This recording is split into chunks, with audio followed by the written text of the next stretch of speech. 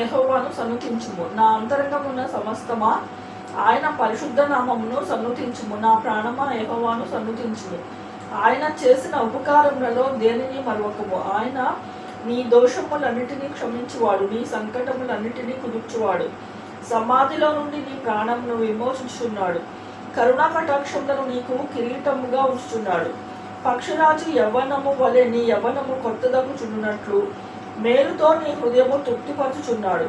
యెహోవా నీతి క్రియలను జరిగించుచు బాలింపబడు వారందరికీ న్యాయము తీర్చును. ఆయన మోషేకు తన మార్గములను తెలియచేసెను, ఇజ్రాయేలు వంశస్థులకు తన క్రియలను కనపరచెను.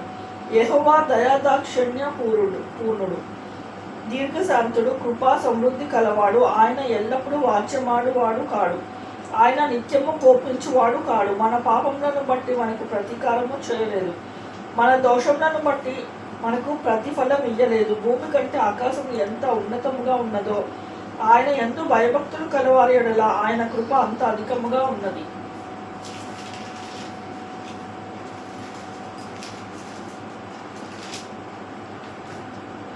పడమటికి తూర్పు ఎంత దూరమో ఆయన మన అతిక్రమలను మనకు అంత దూరం పరిచి ఉన్నారు. తండ్రి తన కుమారుల ఎడల జాలిపడినట్లు యెహోవా తన యందు భయభక్తులు కలవారి ఎడల జాలిపడును. మనము నిర్మించబడిన రీతి ఆయనకు తెలిసే ఉన్నది. మనము మంటివారమని ఆయన జ్ఞాపకము చేసుకొనుచున్నాడు. నరుని ఆయువు గడ్డి వలె ఉన్నది. అడవి పువ్వు పూవినట్లు వాడిపోయిను. దాని మీద గాలి వీచగా అది లేకపోవును.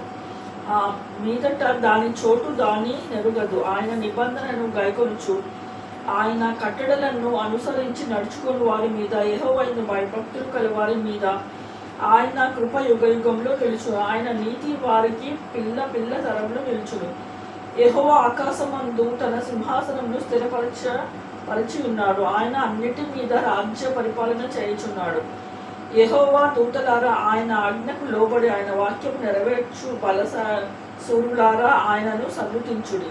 యెహోవా సైన్యములారా ఆయన చిత్తము నెరవేర్చు ఆయన పరిచారకులారా మీరందరూ ఆయనను సన్నుతించుడి.